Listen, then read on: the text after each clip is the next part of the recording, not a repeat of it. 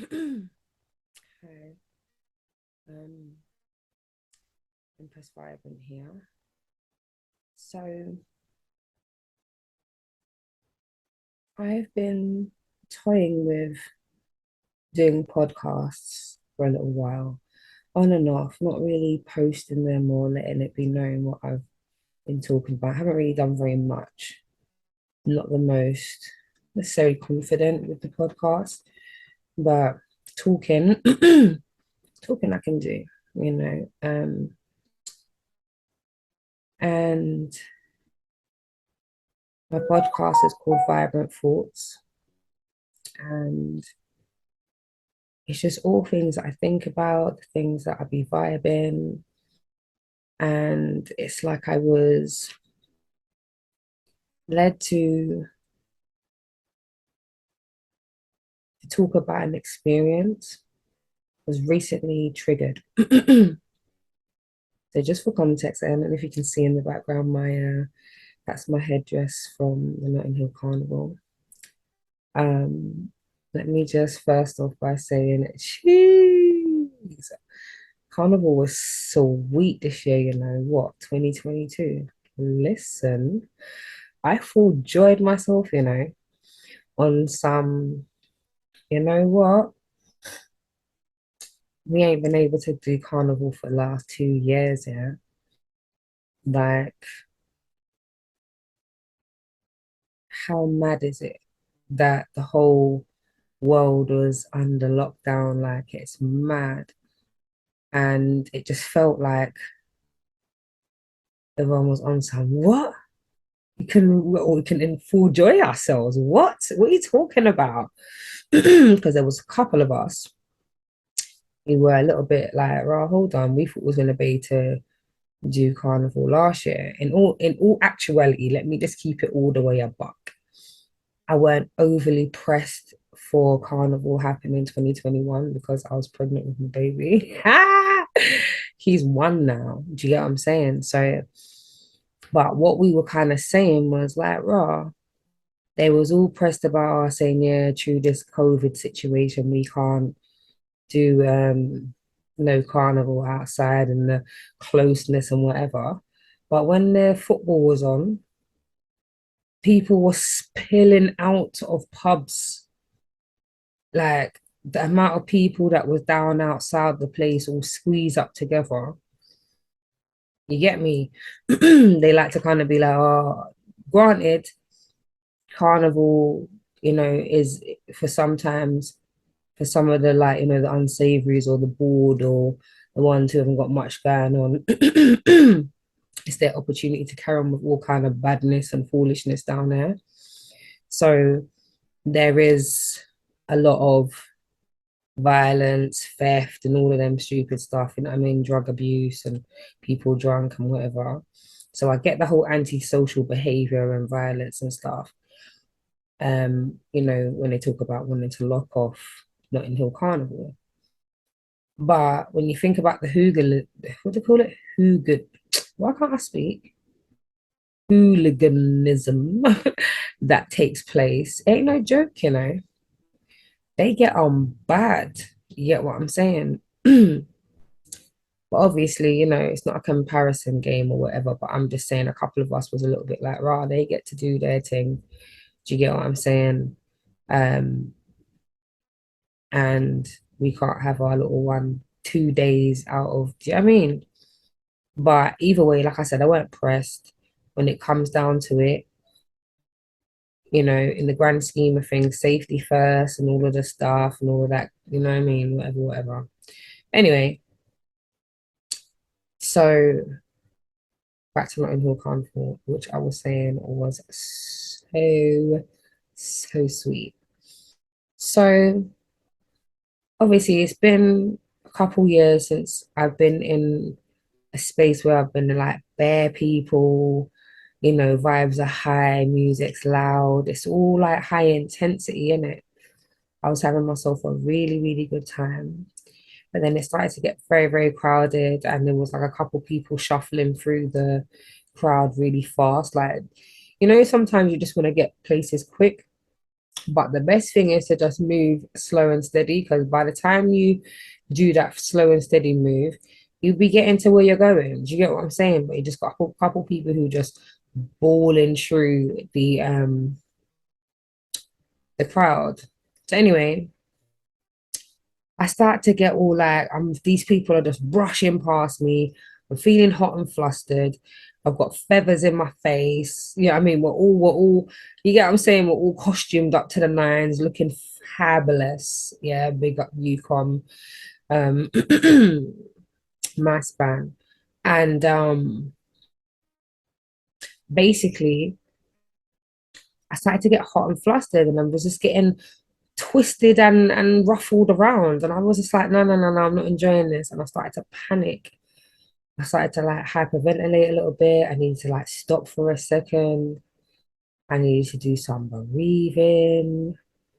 Like I did some proper breathing. I was like, you know what? Real talk. This ain't no joke. Like I feel like not in control in it. I felt all out there, and yeah, I wasn't feeling myself. I wasn't feeling 100%. And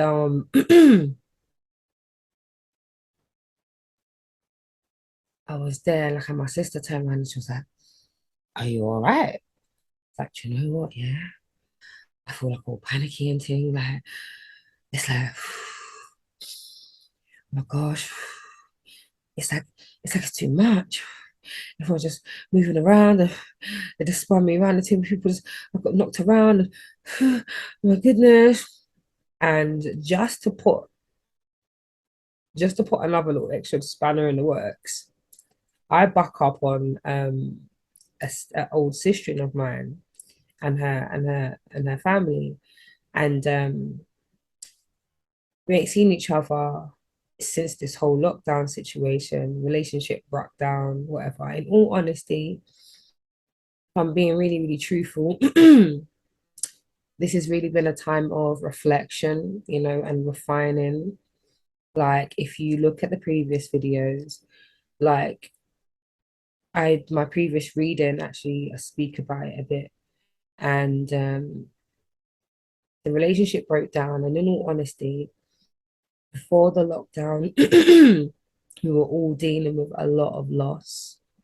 Um, there was many people dealing with so much loss, and I lost my father in 2017, and she'd lost her uncle, and there were other people in and amongst our circle who were losing people who were close, and it was sudden, and it was a lot of sudden kind of like passings, and it was like a lot to friggin' deal with. Like, it just felt like, why are all and it doesn't seem like necessarily like some of the people in the last couple of years were like major players, in the family, or you know, either they were the babies of the family, or they were like, like I said, my dad, which is like a big brother, and you know, he's not the oldest, but do you get what I mean? For his sisters, my auntie, and it's like it was a very weird time because everybody was just like wide open emotionally. And it was only, in hindsight, after doing some therapy and after spending some time, like I really realized how much damage we all were going through. And I think, in all honesty, I think we've all just started to implode. We were having personal issues with our family members. Throughout grief, people just disagree. Their most rawest sides come out. Everybody starts to feel defensive and starts to get possessive. It's like mine, theirs, ours. I feel, I deserve, I have, I don't have, I have. Like, it's mad. And I think about how I was even feeling around that time. And I think I'll do a separate pod on just like my dad's passing and how that kind of affected my how that assisted in my journey to becoming Empress Vibrant, really and truly, because my journey started a very, very long time ago. Um, yeah, but anyway, going back to that, we'll do that on a separate, but like basically I bucked up on a sister who I've known since primary school, like my bestest of bestest, like that. And we were really codependent. I didn't really realize it until we started to spend some time apart. And I will always love her and her people. They have been good to us. We have lived good in the past. You get what I mean? But through trauma and pain and disappointments and not showing up when we think the other should show up and not saying the right things, holding back big things and, dropping big bombs at the wrong time and just not really thinking, just moving through pain. We're just all bleeding out, and it's just one piece of blame game and who done what, who didn't do what, who was there for who wasn't there for who. And in all honesty, I can say I wasn't my fullest self. I weren't, the best mother at that time, the best sister, the best friend, you know, the best anything at that time. I was shell shocked. I like felt like I lost a limb. When I lost my father, it was huge. So at that time, that relationship broke down on some real, it wasn't particularly nice, you know what I mean? It was something that was taken out of context, a lot of feelings are spilled out, you know, um, definitely at the wrong time, not the best, you know, way to drop the bomb, wasn't the best timing, but all honest and true, and not one word was a lie based on how I felt in situations and what I'd witnessed. But it just was poor timing, and I'll always feel, I wouldn't even say necessarily regretful because everything that I said was the truth. I would have liked it to have been a different context and not at that time because we're all going through stuff and we all depend on one another. And it was never about choosing or whatever. And it was never about, you know, bossing over anybody or trying to make people feel small, but to just talk my experience. So leading to uh so that's basically, I say all of that to say when I bucked up upon this sister in the midst of my panic and in the midst of can't breathe, people are shubbing me around. Why am I being boxed left, right, and center? I cannot breathe. I cannot breathe. One of them kind of vibes. It's like it almost felt like, oh my gosh. And then you're gonna go and face one of the fears. Now you're gonna have to live that thing that you've been thinking about. What is it gonna be like when I see her and her peoples? What's it gonna be like? Are we gonna be um cordial? Is it gonna be a stone face vibe? Is it gonna be some Mexican standoff business? Or are we just gonna go on call and collect like so we don't know each other and when they grow up for a long time still? Um, but when I bucked up on this issue, it was like, and her mother, it was like very, I was shocked. I wasn't expecting to bump into them at that moment, all just flustered out of my box, not feeling cool, just out there. And I remember thinking, oh my gosh. And I just looked at them. They just look beautiful in their costumes. They look absolutely beautiful in their costumes. And I was like, oh my gosh, looking beautiful. And I just dipped. Like I tried to get through the crowd, but everybody had too many wings. It was big outfits. My headdress come off. I'm just like, came out. I'm all flustered. I got spun around another two times. He was at the truck trying to get drinks. And I just came back to the spot where my sister and that was at. And that's like I said, that's what happened leading up to me just hyperventilating. Can't breathe. People are spinning me. It's all too much. And then I back up and like this now, like, gee. And when I say after I give thanks and praises for breathing, listen, listen, listen,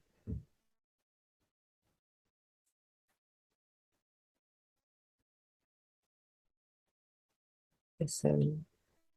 It's good to breathe, intentional breath. Give thanks and praises for the breath. You hear, give thanks and praises for breath as it is life out there.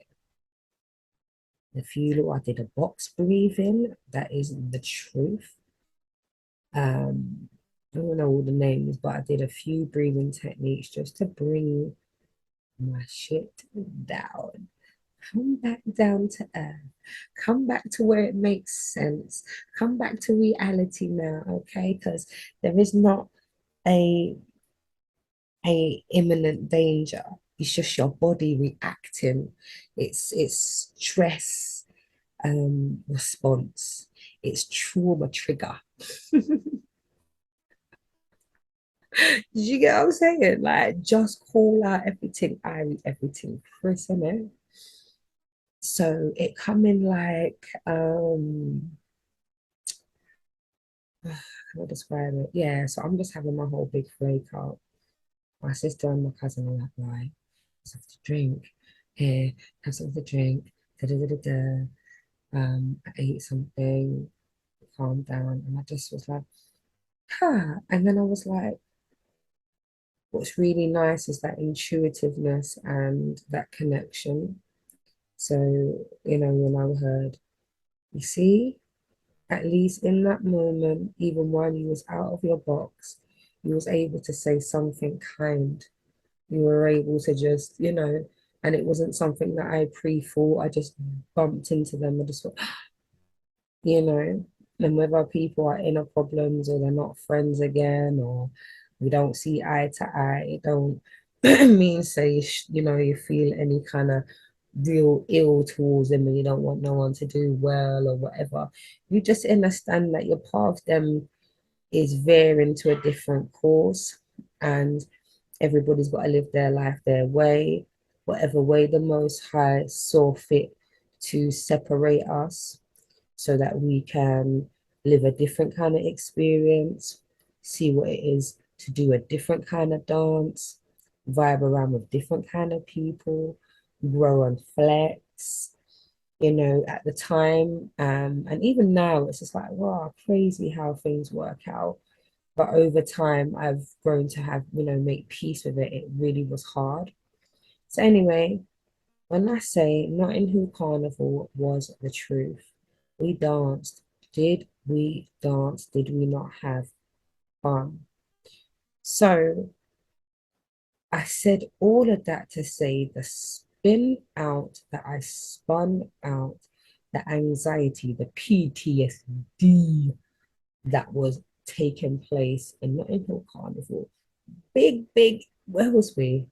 Let me not even rely on myself. Where was I when we was doing the whole I think we was on our way up to that roundabout by the Sainsbury's. I don't even know what road that is called. I'm terrible with them things. I just follow where I'm following. So anyway, I was doing some big time. I all cried as well. I left that bit out. Like obviously I was just like all overwhelmed. I dropped a couple tears. It was all a little bit much. I told my sister about the interaction, told her how I was spun around by the people. Because what I was doing is I went to the shop we weren't by any proper food places. So I was like, right, I'm gonna go shop and get something savory. And me as a person, me when yam bread, don't play with me. You see if I need to soak up in it alcohol or my stomach feel like Say, yeah, I know that will swell out. Some I bought myself some little rolls thing and a little something, and on my way back, I got spun round by the people them tussling through the crowd. So anyway, that in itself, it's weird because it's not even the same kind of scenario, but it's like what the body remembers. It's like the feeling. It's like all of my body shut down. I started to feel cold. It was like almost like goose pimple kind of thing, but also hot. It's a mad kind of feeling when you have them kind of anxiety attacky kind of things because it don't really make no sense because it's not even like you could fully explain it. You know what I mean? It's like you have to feel it, you know, it don't make no sense. There's no real danger, but in that moment, you feel like the walls are closing in. And I was outside, you know, yeah. The walls are closing in. I can't breathe. This is not safe. I don't feel safe. I feel out here, you know. So basically, it brought me back to being at London Bridge. I was caught up in the 2019 terror attacks at the Fishmongers Hall. Now, that day started off just like any other day. It was one of those days where I was busy in myself. I knew I had things to do. It was one of them ones where I can start my day um, meeting my client. I'm a caseworker. I won't divulge the name of my charity because I'm not sure how the whole publication things goes, and you know, I'm sure there's procedures and rules and all of that. So I'm not even trying to hear all of that. But basically, we deal with um, the disadvantaged or the disfranchised youth and whoever else, anybody who's gone through some stuff and is on some second chance thing and on some, listen, I'm about to do this thing differently. Um, and my lived experience, I want to go forward and help and support others. You get me? So that day was like any other day, really, where I'm going to go and link my client. We're going to go and do something. Sometimes it's go job center with them for appointments. Sometimes it's housing, court, school things, family things. You know what I mean? So today, this one was particularly um, about my client going to it was like how would you describe it? It was like I'm not even say an award ceremony, but it was sort of like yeah, it was an award ceremony, you know, like well done, how far we've come and whatever, because my client um, was recently out of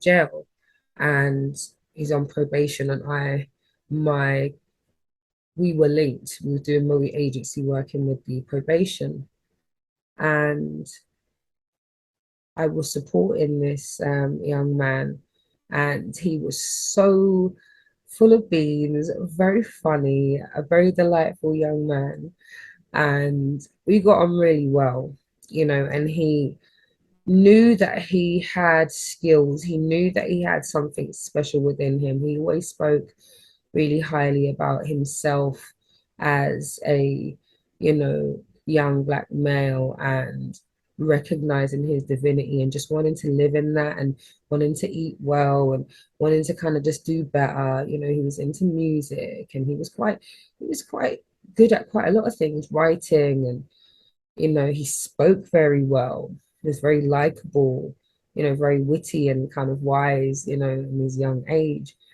And he was basically one of my star clients who I could take to conferences. He would get up and speak. He was very likable. He networked really well.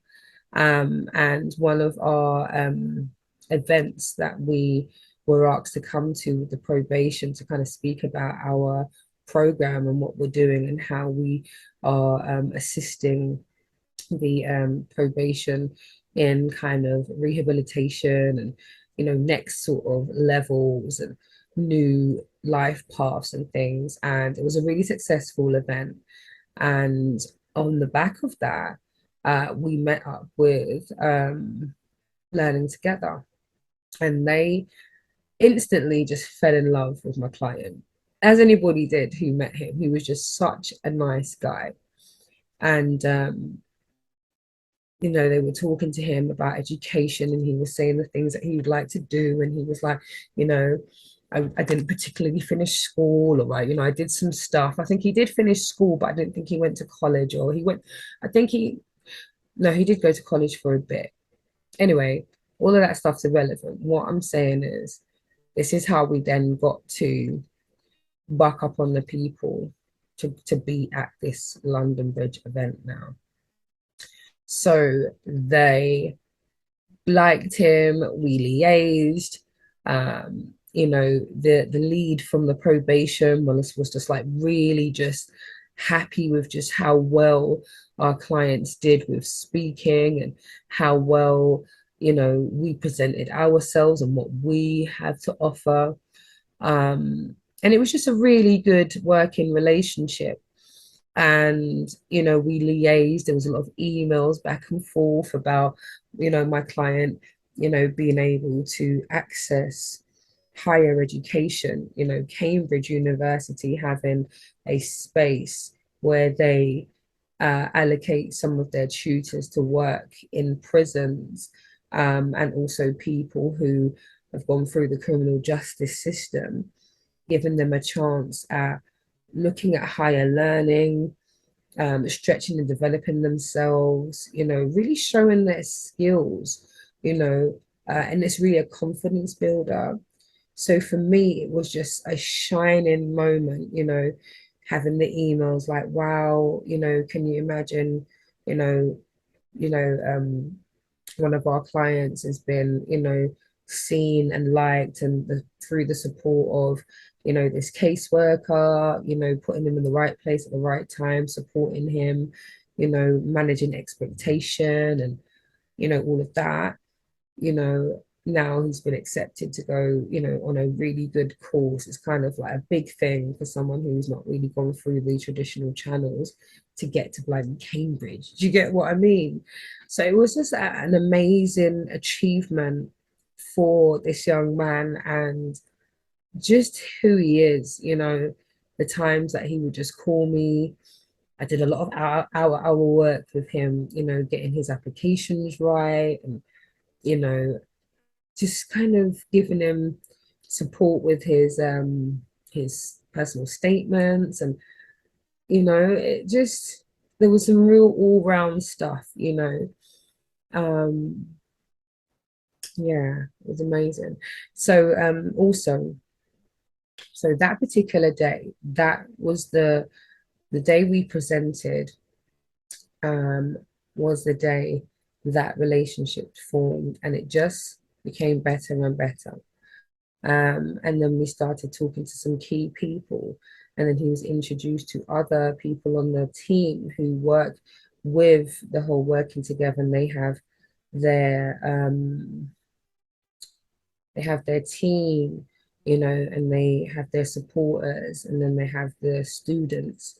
And there's like a real beautiful balance and a real respect and a real camaraderie that I just really, really respected. Um, yeah, so it was like very, how can I describe it?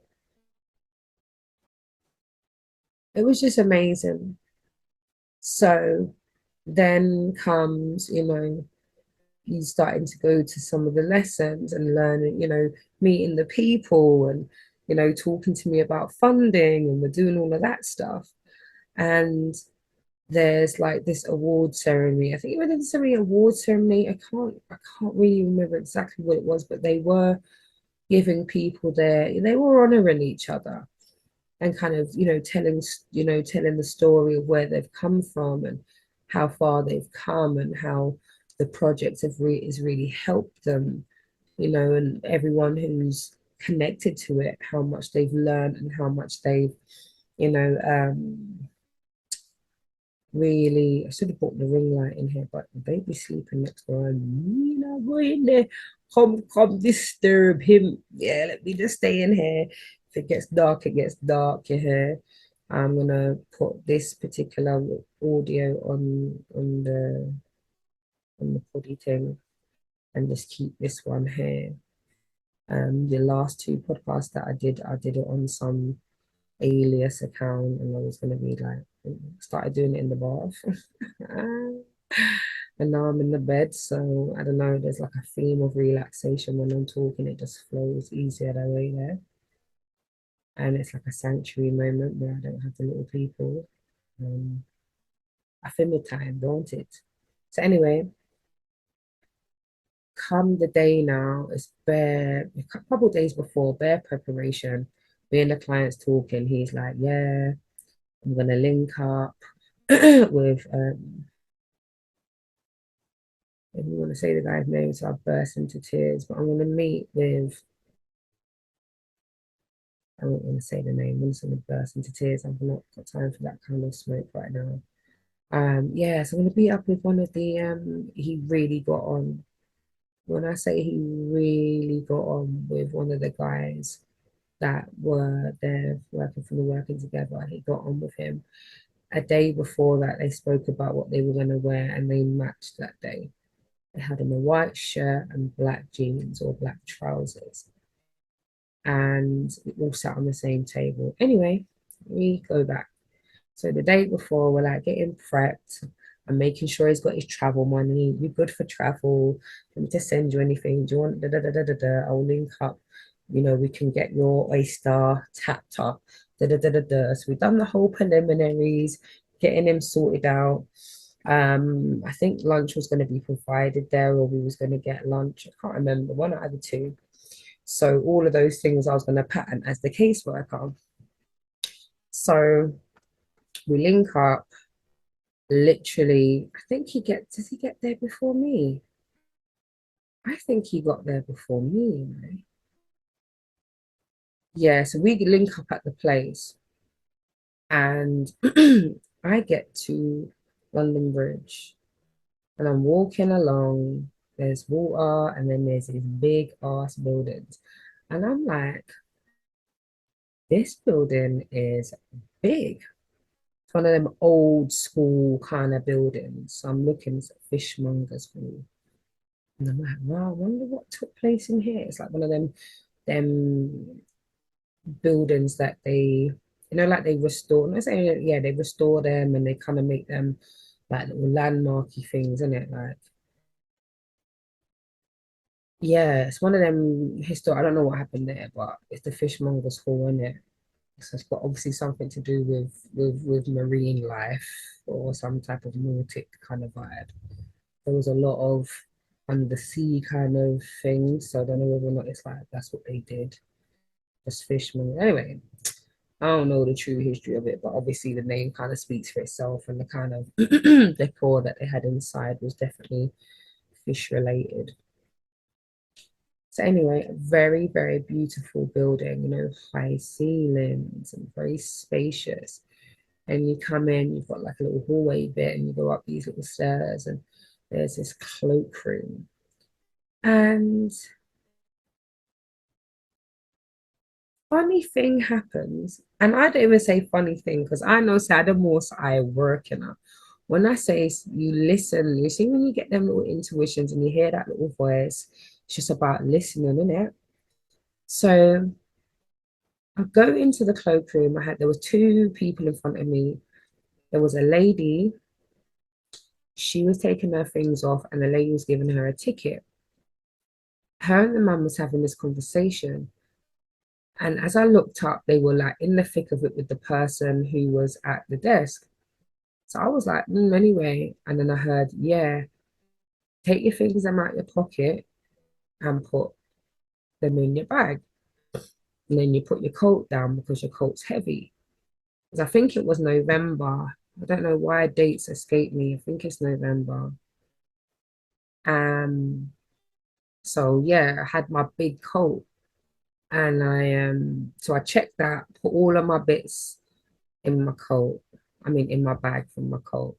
Checked the coat, took the ticket, made my way upstairs. I think my client was already there. So I go to say hi to the guy who's been liaising really close with my client. You know, he's one of the main players. He's the one I've been liaising with a lot over the phone, I mean, over the internet and emails, him and another one of his colleagues. She was absolutely lovely. Um, and it was just nice. You know, I got there like it had already started. So I kind of came in through an intermission. Um, they were talking with some staff and they were kind of like people were talking amongst themselves. We were just having a really nice little chit chat. You know, I made a comment about what they were wearing and there was a whole ha ha he. I got to meet a couple other of the students and some other colleagues. Just listening to people's story. And it was just really, really nice. And I remember they was like, oh, yeah, we're going to go for a cigarette. And I was like, I could have a cigarette. But the way me and this woman was enthralled in this conversation, all now I can't remember what me and the woman was big, big chatting about, but we was big, big chatting. So I said, no, no, no, on the go on. I just let them go. So my client, the guy, and this other lady, they go out for the cigarette. And we're chit chatting, and we just heard some shrieks. You know, when you hear people scream from their foot bottom, from their belly button, real, real shrieks like fear, shock, cannot believe type of thing. So we were just like, what's going on? So everybody started to kind of rush towards the doors, rush towards the windows, trying to see what's going on. One lady ducks upstairs. She's like got some specks of blood on her and she's come upstairs. She just looks completely out of it. She ain't saying a bloody word. Everyone in the room starts to panic because you can hear that there's hysteria going on downstairs. So I remember I started to, because I couldn't see my client. First, two things are going through my mind. I'm a black girl. I ain't finna go downstairs. I'm hearing hysteria. I'm hearing screaming. I'm hearing people. Yeah, I'm saying that people are running into the room and I want to go out of the room. Now, first instance is me, me not go nowhere. No, no, no, no, no, no, no, no, no, no, go. So that kind of vibe. But however, the other part of me is the mummy, the caseworker. This is hard work that we do. And I've actually built a camaraderie with this young man. And our engagement is so, so positive. And I'm genuinely nervous. I don't want to start crying, but I'm genuinely nervous. And I remember thinking, I need to go and find out where he is. I can't see him. So I start making my way down the stairs, and people are rushing past me. But all I need to see is my client. I just need to see him with my own two eyes. And I spun round from the top of the stairs. I think I was in the middle because it's like you've got a set of doors, then there's some stairs, and there's like a little landing, and then there's stairs. And I remember getting to like the landing, before the next bit out of stairs. And I just saw the crazed eyes of this man, and I saw people rushing, and I saw my client coming, like trying to get past this crazed person, looking very wild in the eyes, like not there, kind of vacant kind of thing. That instantly made my stomach do this spinny thing. He had this, I don't even know what you would call it. It kind of looked like some makeshift sword thing. It was sharp, but it looked like he had either put something else on it, like he had, like, say for instance, if you was trying to keep it straight, you would, like, say you would have put like a board or something in your sleeve and then kind of tied your knife or your bladed article onto the thing. So it kind of looked kind of makeshifty. So my whole body said, oh, okay, the man looked mad. People's running. I've already seen that the things look wet up like he's already started, he was already stabbing people. I said, oh my God. And me and his eyes make four. So I'm thinking, oh my God, I am not trying to be next. I am not trying to be next. So I hightail it with my fat ass up the motherfucking stairs. I see my client. He done some bend round thing. When I say we bust through the door, and it coming like my client was taking long, you know. So it's like I went back to open the door and he was at the door. And I've never seen a black person go pale like that before. It kind of like all of the melanin just drain out of his face and man just looked grey up. I said, what's going on? Because remember, I've only seen like a couple of seconds, you know. All I needed to see was a couple of seconds or something that didn't look right. I saw crazy eyes, I saw bladed article, and people were running. And I managed to make eyes with my client. So that's all I needed to see. So that, right, let's go now. You know what to do, and you're behind me. So I can hightail it up the stairs. So when he comes through the door and his face is just ghosted off, I said to him, what happened? What's going on?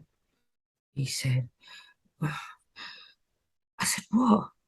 He said, tick, tick, tick, tick. I said, what the fuck are you talking about? Tick, tick. Listen, listen, listen, listen. I said, what are you talking about? What are you talking about? Whoa. He said, the man's got a bomb on his, and he's slicing people. And he can't even talk the way he can't believe what he's seeing. Then we're seeing and hearing people screaming coming up the door. We're trying to bolt the door because we don't want the person to come in, but we're all arguing and saying we must open up the door because what if it's somebody who needs help? We can't leave them outside like that. So there's some of us that's on some shut the door. I'm not having no fucking crazy madman with no fucking bomb gonna come up here. And a couple people's like, if this a fucking bomb and it goes off, we're all gonna fucking die. So regardless, you might as well open the door, let the people them come in because that's terrifying to be at the other side of the door with this madman who's got a bladed article and a fucking bomb strapped to his chest. Yeah, right? That's mad.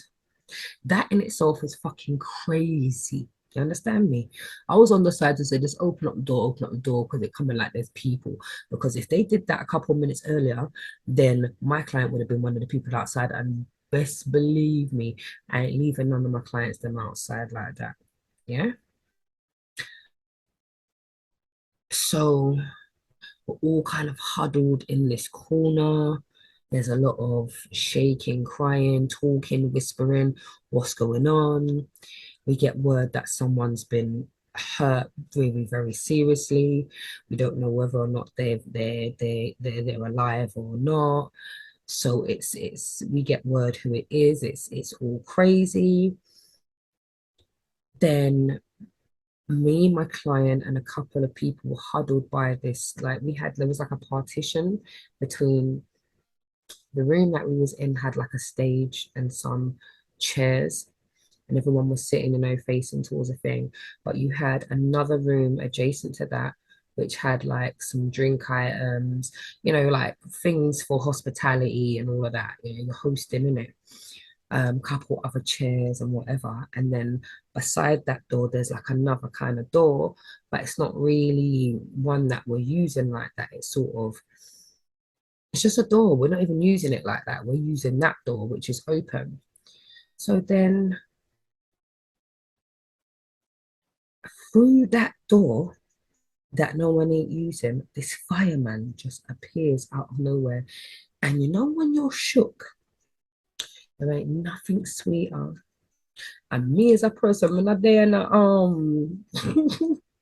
big time into law enforcement like that. You understand me? But let me tell you, yeah, like supporting services, man, like fireman, people that's out here trying to save people's lives, coming into a building with someone who's got a bomb. That's your job. Going into burning buildings. Nothing but full respect for the services, you hear me? All of them. So anyway, come to come to see this big strapping man bust through the door, and we're just like, and he's like, "Hello, everybody." He had like this tash. He was kind of like an older gentleman. He looked like he could have been maybe early 50s. Big strapping white man, biggest arms you could have seen. And he was like, "Right, everybody, follow me." And I don't panic. And he started showing us down this winding backs. Let me tell you about old buildings. Let me tell you about old buildings. They come in like maze. Yeah.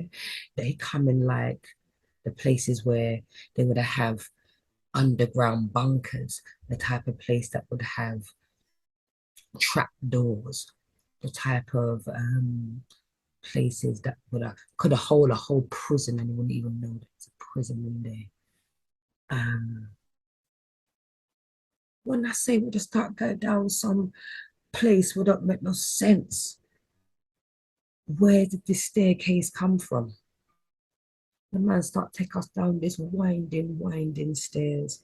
People are trying to not trip over themselves, not trying to lose their mind, but they're shook as hell because we don't already hear what's going on.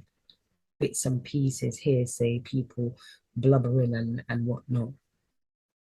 So anyway, now me and my client now chipping down the stairs, chipping down the stairs, and it's like some of us are trying to trip around because some people are moving slow, like I don't understand.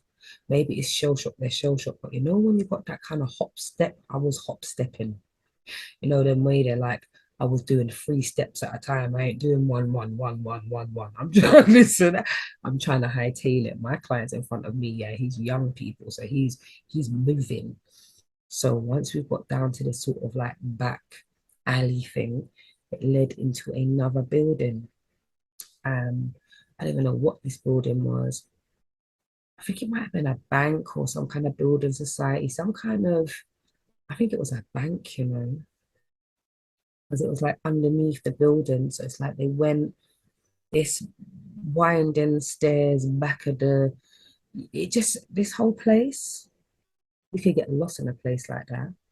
Or people could be in one part of the building and you wouldn't even know people are in there. You would think you're the only people in this building. How big it is or how the place is kind of set out. So anyway, now we get down into this building and we're like, oh, sitting, waiting. Some people ain't got their belongings. It's cold now. You get me? I don't have my coat, but I got my bag. There was a lot of waiting around.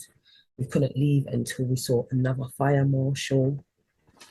We were getting word, we could hear the police, we could hear the helicopters, we saw armed people, we saw people, um, when they got them big little shield, them big puffy shield things. We saw the people them with the big shields. Yo, listen, it was mad.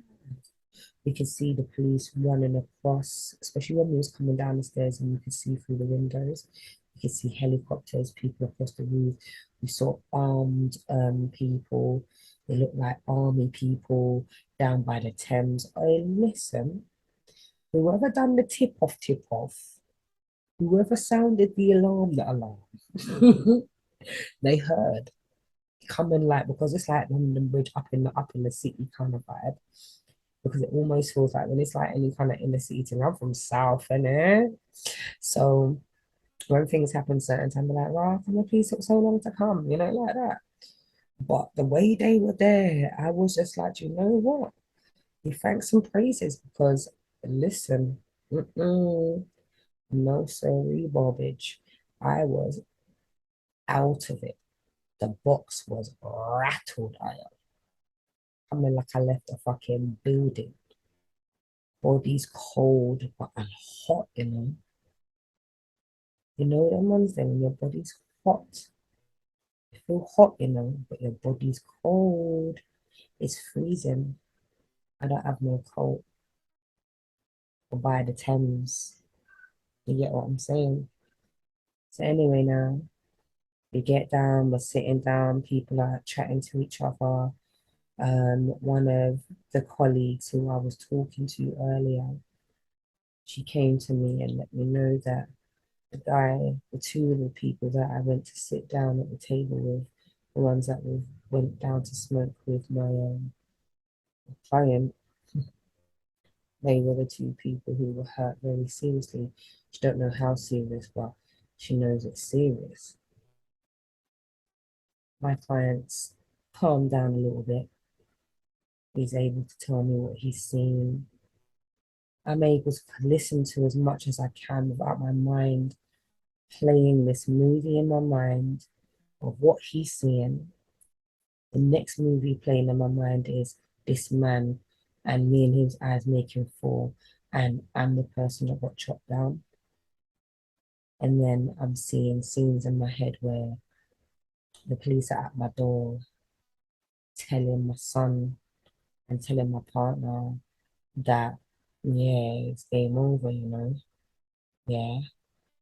Then I'm seeing scenes of me telling my client's people, his family, that on my watch, I brought him somewhere that was supposed to be positive. Things have been positive. It's like they didn't really fully believe everything that was happening. It felt like it was all too much. Like, how are these people just coming in and just patterning up things? And you get me funding to do this, and you're gonna go, how you going uni? You didn't finish this, and how are you gonna? It didn't make no sense to them. So when they started to see, like, you know, he's got the badge now, you know what I mean? Papers are coming to his house now with big letterhead. They're seeing it's real. So my whole guilt playing out in my mind, like, raw, hear me trying to take this boy out of the roads and bring him up to the city. You get me?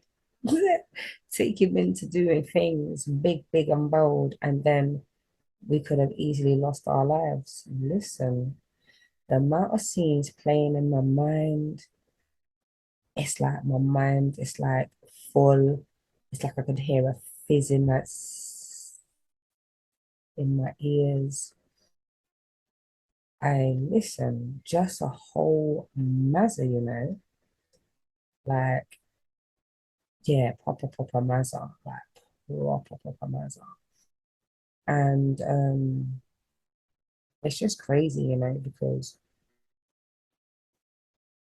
you're not there, you're not fully present, you know, and then almost in another instant, you can't see nothing but what's going on in front of you. When I saw them armed police just rushing by, and I saw the people then with their big bomb outfit, helicopter one, listen, the onlookers, the people that was in restaurants underneath, the bars, we passed these people. Everyone's looking at, oh my God, where's this police or these fire people taking these people? Because obviously we're being ushered out of the fucking building. We're being ushered to safety because we were in a place that we could have been showtime, could have been show done, everything finished. We've already got word that two of our colleagues, two of the people who we have been working, multi-agency working with, have been hurt and seriously. So I remember, I think we were there for a long time. And I think they started to allow people to move because everything was blocked off. People couldn't really go down that particular road. Quite a lot of all the roads around were blocked off because obviously they had to keep people safe. If this bomb was to go off, it would be taken out that building, the surrounding buildings, probably a couple of buildings beside that building. You get what I'm saying? Like peak could have even like collapsed a bit of the bridge or something. Do you see what I'm like? It was peak, if it was gonna be like that.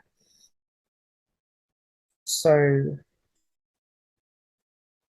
where there's a whole load of panic, there's some people who have witnessed the people who have been stabbed by this man, the people who were there when he was making threats to set off his bomb thing, his suit. Um, and then there are those of us who didn't see the bomb thing. All I saw was the eyes. All I can remember is this man's eyes and this weird looking thing that he had. And even that feels like, did I really, really see that though? Or is it a combination of all the things that I heard? Because I definitely saw him and my eye make four. But it was like so mad. I think we heard gunshots, and people were like, "Oh my God, did you hear that? I heard gunshots." And I remember after a little while, it went a bit more quiet, and we start seeing some of the units moving away, ushering people, moving blockades on, ushering people what way to go. We were able to leave that building, and we were trying to find ways to get home. At one stage, I lost my client because we were all trying to get places. Some people were able to get over one road, and then the blockage, the people then come to block the place, and I'm like, that person's gone down there, and it's like, well, it's a bit too late now. No one else ain't gonna be able to go down there. And then I bucked up on my client again. We ended up seeing some of the people, this really lovely lady, and she just was like, oh my gosh, did you hear what happened? And she was just distraught because that must have been one of her really dear friends, who were hurt. And we didn't hear until we got back and on the news that there was a fatality. They killed those two people I was sitting on the table with. And my whole thing is imagine I just went out for the cigarette with them. Imagine I just went out to, because I don't think they all went out to smoke, but I know my client went out to smoke, and there was another couple of people that went out with them who were smoking, and I don't know what the other guy was going out there for. I'm not sure if they were all smokers, but my whole thing was I could have went out for the cigarette as well, and it could have been game over for me. And just the fear of knowing that there was someone in there that could have just taken my life, all of our lives, at the click of a button. Just the thought of it, the sheer panic and energy in that room, in that building, like, no, just mad.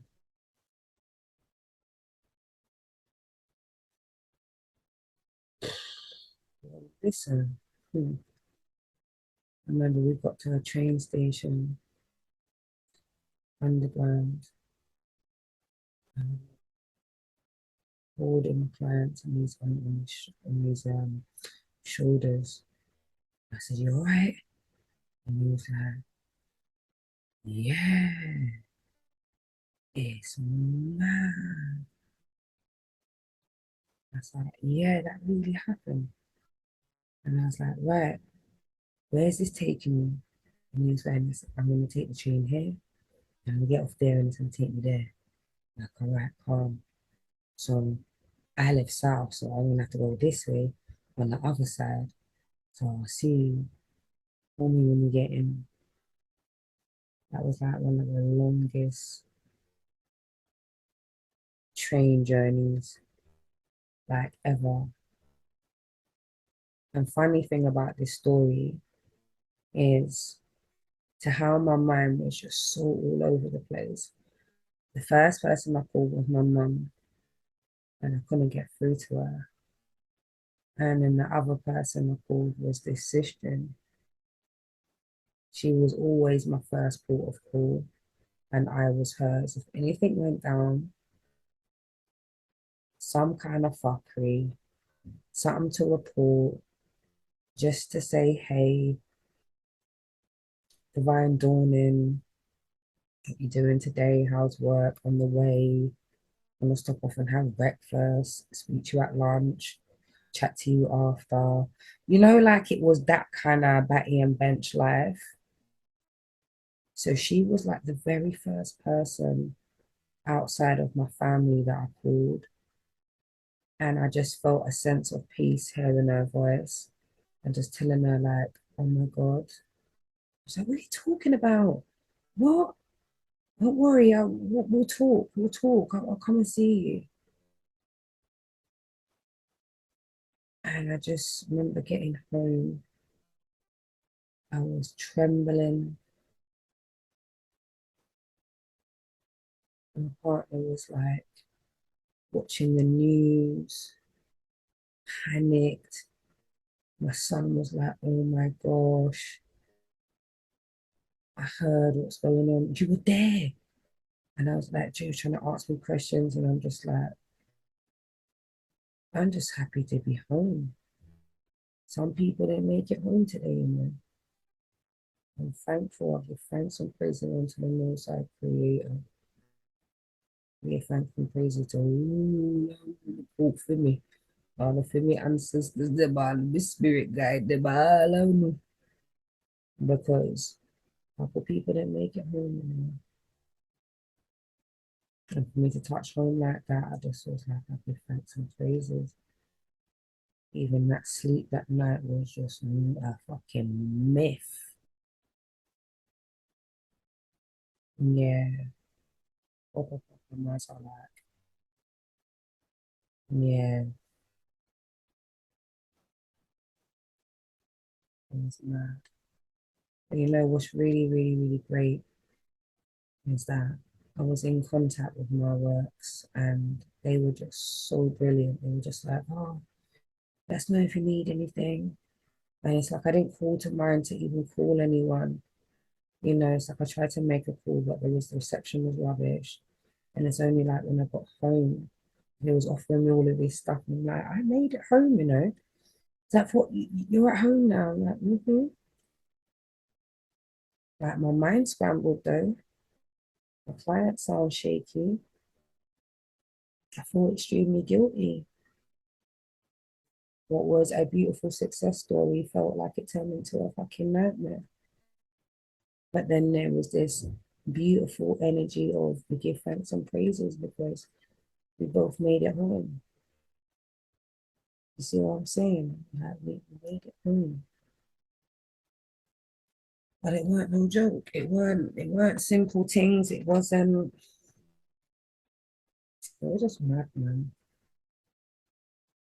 You know, they were brilliant. I had some time off, you know. It was November. I think I stayed a month off. and then go back to work. I think the most I did was I went to the Christmas party. And I wasn't even really gonna go, but I just felt like I needed to kind of get back to some kind of normality or kind of change the vibration. So I said, I'm gonna go.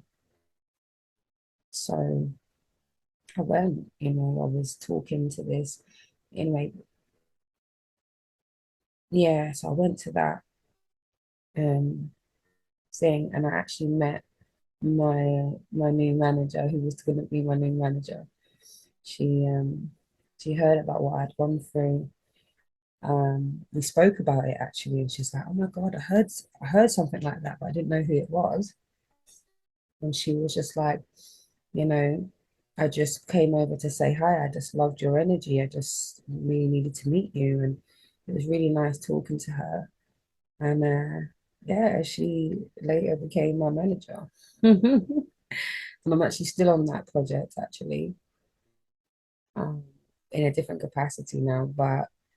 It's been a long road and one that I have really had some great support. My previous manager, who spent time coming with me to the um, all of the probation meetings and, the lead, and coming to that particular conference, speaking so well, supporting us through that and my clients and our clients and just getting me the support that I needed. Clinical supervision was way up there. I got to speak to someone who is just absolutely amazing, you know, just kind of giving me the right tools, setting me tasks, and just really working with me to kind of get to feel level and not so panicked in myself, and that really, really helped. But it took really a long time for me to get right. I was already shell shocked from losing my father in such a sort of kind of shocking kind of way. We all was kind of not full hundred, in all honesty, looking back. And then that was just like the icing on the cake. And then we had this friendship breakdown that was like huge to me, and it hurt. And I, you know, really, really pushed a lot. I expected a whole lot, from someone who was also going through a lot of grief and going through a lot of stuff for themselves, and then in turn they wanted me to be there for them, but I'm just shell shocked going through what I'm going through, and life happens.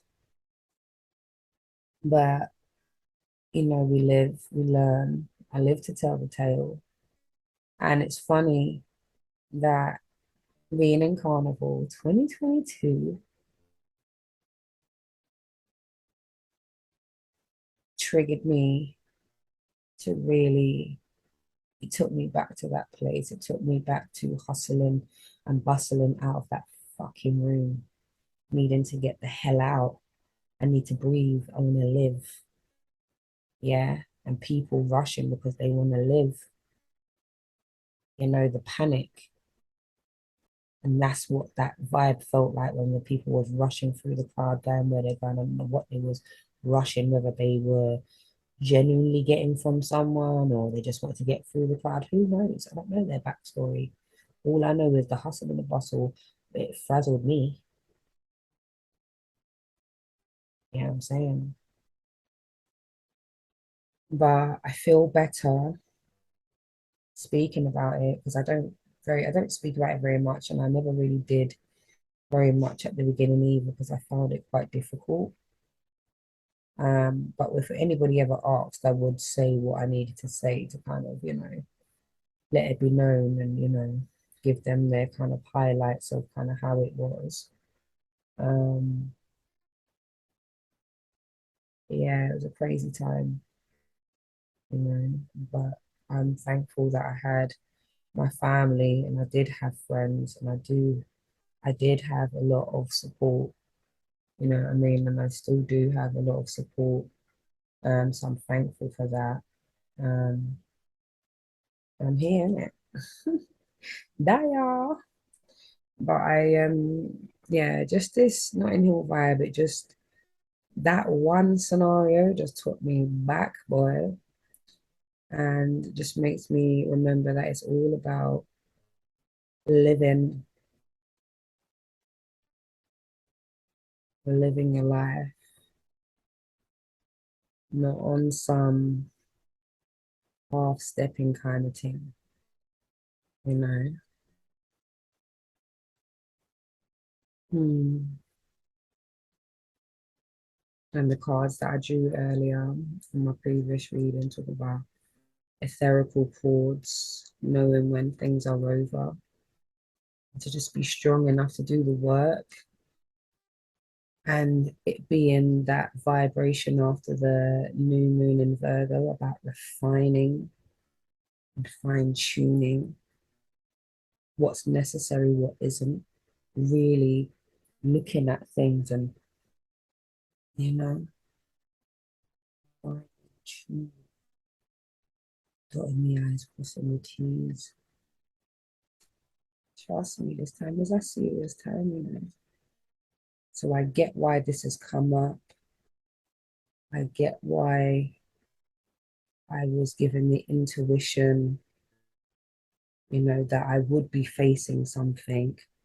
It's gonna feel funny because I've been feeling it very, very emotional, especially after having my baby. He's one now, but I'm nowhere near back to who I was back then. So much more sensitive, so much more, I hear more clearly, see more clearly. Senses have really opened up. Sometimes when I'm not feeling my strongest, it can be like what happened at that Notting Hill. I can be so sensitive to all the energies and everything that my body just responds, and then I don't have no control. I've just then got to let it run itself out and then do what I have, which is the tools. Breathe through that bad boy, breathe through it, you know, like that. And I had my cousin and my sister there just talking to me through it and being like, don't feel no way. It is what it is. But I don't know how long I've been on here chatting, but I feel better. I was led to post this, and I don't necessarily, the last two podcasts, I haven't put my face in it, and I haven't posted it on my actual channel. Like I said, I did some kind of alias thing. Not that I was trying to be over incognito, but I wasn't sure the type of things I was going to talk about and whether it fit with what my channel is about, which is obviously readings. But to how I'm moving right now with the Patreon, doing the group with the sisters and talking and discussing and doing group activities and homework where I really digging deep and having some real discussions and having that kind of sisterhood and just kind of being open to kind of talking and, you know, going through therapy and kind of realizing that what I thought it was, it really isn't. I just thought it was a whole load of people just trying to dig out your business and it's going to use it against you and it's going to be on a file somewhere and they're just going to look at you like, oh, one of the weak ones. You know what I mean? Like, just, you know, whatever, innit? If you don't know, you don't know, innit? Until you know. But it was one of the best things I ever done. And I would champion speak and talk therapy or whatever type of therapy is right up your alley is necessary to deal with trauma, even the childhood, like the ACEs, early childhood trauma, that kind of business. Anything, breakups, passings, I don't know, getting sacked from your job, health conditions,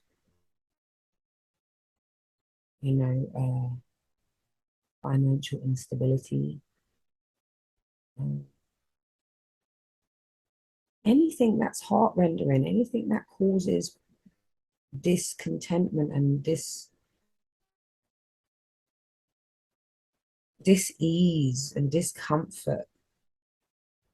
This needs to be addressed because we just got a whole lot of hurt people hurting people. Like that man at the fucking London Bridge. Apparently, he turned out to be someone who used to use the service, and there was some kind of story where it was like this person was bitter about something didn't happen, or they didn't feel, I don't know what it was in all honesty, but it was something to do with somebody feeling hurt, or that they felt that they needed to make something square. They had to get some type of revenge. They had to make other people feel like how they felt. People just need to get their shit together. Yeah, and stop blaming everybody for what the fuck their life looks like. You know what I mean? Because in real honesty, I know that I wouldn't have liked to be in that situation, but I know that being in that situation made me really look at life in a different type of way. I had never really been that close to feeling like I was gonna die. The only time that I proper thought like I may die was one of the times my house got fucking raided. You know what I mean? When they were out for find my uncle. That's in the next that's in the next pod. That me have stories for days, you know. Mm. But like anyway. People, me I gotta sign off dear. I'm just gonna let it go now. Um yeah, thanks to anybody who was able to listen to this to the end. I'm gonna be putting some of the more intimate kind of